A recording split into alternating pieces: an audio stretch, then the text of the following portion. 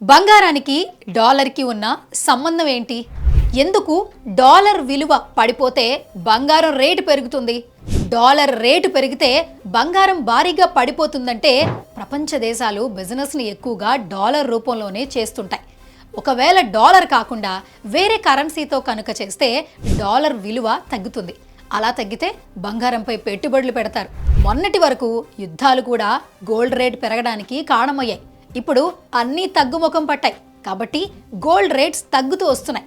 లక్షకి చేరే అవకాశం ఉంది కాబట్టి ఎవరైతే బంగారాన్ని తాకట్టు పెట్టి వడ్డీలు కడుతున్నారో వాళ్ళంతా ఇప్పుడే విడిపించుకొని అమ్మేసుకోండి. తగ్గినప్పుడు చూద్దాంలే అని అనుకుంటే మాత్రం ప్రమాదంలో పడతారు. నైట్కి నైటే లక్షకి చేరుతుంది. వచ్చే లాభం కాస్త మొత్తం పోతుంది.